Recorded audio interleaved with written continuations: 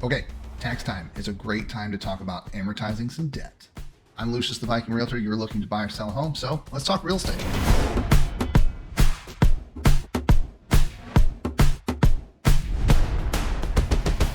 Before I got into real estate, I used to be a bill collector, and I used to collect on student loans. And what I found most of the time when people were falling behind on their student loans is because they didn't understand loans. They didn't understand how their interest worked. They didn't understand how it accrued. They just didn't understand the process as a whole. So the way that I like to explain it, and I trained a lot of agents to do it this way, is okay, when you take out a new mortgage to buy a home, when you begin to make your payment, amortizing your debt is the difference in this is the interest and this is the amount of principal that you're going to pay every month. And as you continue to make your payments throughout the course of your mortgage, that's going to start to shift. And the amount of interest that you're going to pay with every loan payment and the amount of principal you're going to pay is going to shift. So you're going to start to pay less in interest every month and more in principal every month. But when you start out with a 30-year mortgage, it's going to take 30 years for this paradigm to shift all the way to the other side. So there are tricks and things that you can learn. And since it's tax season, this is a good one. So I know getting your tax check back, it's really, really enticing to go out and spend your tax check on, goodies. If you want a new TV or something you've been waiting on, go on vacation, things like that. It's really tempting to do that. But I'm going to show you how putting that money towards your mortgage is going to save you thousands of dollars over the course of your mortgage and also years off of your mortgage. Okay. So I did some research, and in Indiana, the average cost of a home is $231,533. Okay. Just an average number of every home sold in Indiana over the past year. Okay. So if you put 5% down for a conventional mortgage, an insured conventional mortgage. Okay. This is just an example. You can put 3 or 5 or 20 or whatever the number is. But let's just say we put 5% down, and that's $11,577. Okay. At 6.6% interest, your monthly payment is going to be $1,404.77. If you wrap in your escrow and taxes, that's going to bring your total monthly payment up to $1,958.92. Okay. Now bear with me because this is where it gets important. During that first payment, okay, so we're just talking about the principal and interest breakdown. Okay. So that original number that I gave you of $1,404.77. Everything on top of that is your mortgage, your taxes, your escrow. Like your taxes and escrow is what makes up that difference. Okay. So we're just talking about the monthly principal and interest payments, that 1,404 number. Okay. So the first payment that you make, that first $1,400 that you make, $1,210 of that is going to go to interest, and $195 of that is going to go towards principal. Okay. So if you add up and I try to do this with every client, and sometimes I forget, but I really, really like to revisit this and make sure that everyone understands.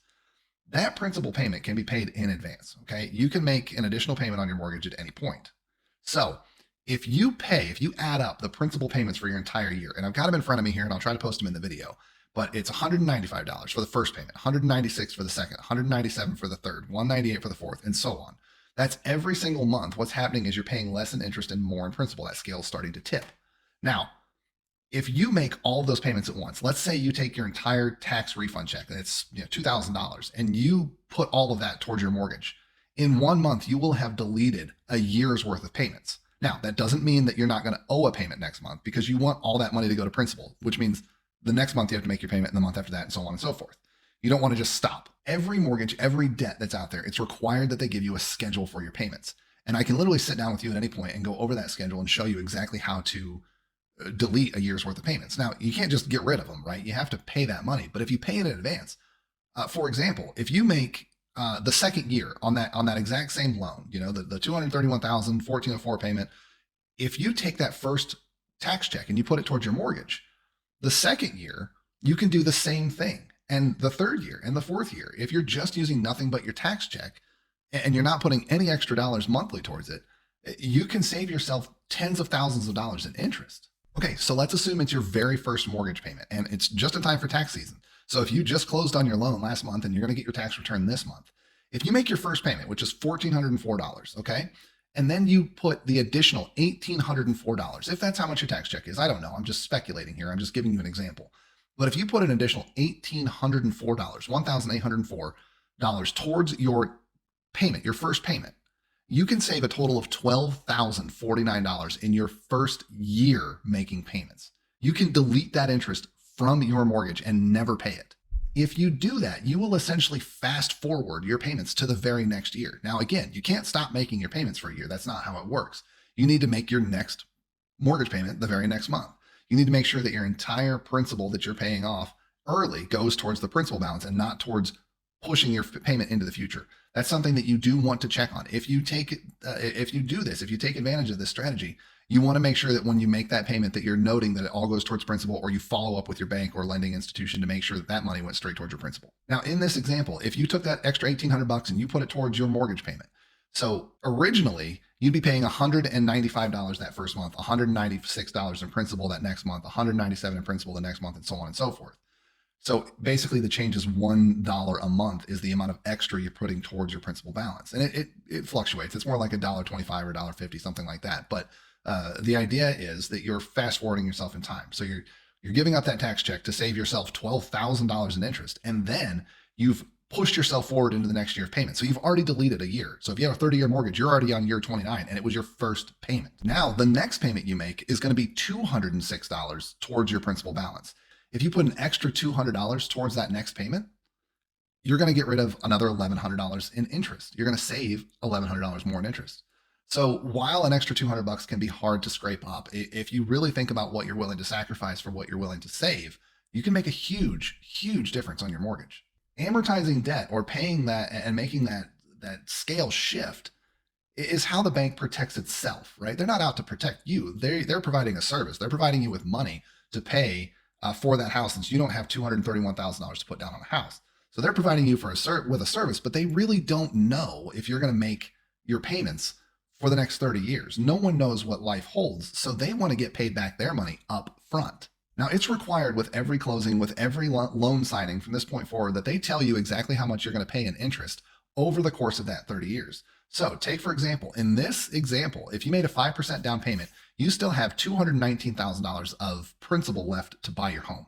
The amount of interest that you're going to pay over that next 30 years is going to be $285,000, more than the cost of your home. You're going to pay in interest over the course of 30 years if you don't follow these instructions. I know it can be really, really hard to come up with extra money to make a payment, to put towards your payment, but the reality is it is so worth it. I mean, you're buying for an extra $200, you're buying $1,200 in interest.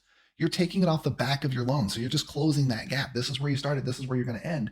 You're just going to close that gap, and you might be done with your loan in 10 or 15 years if you just get used to making an extra $200 on your mortgage payment.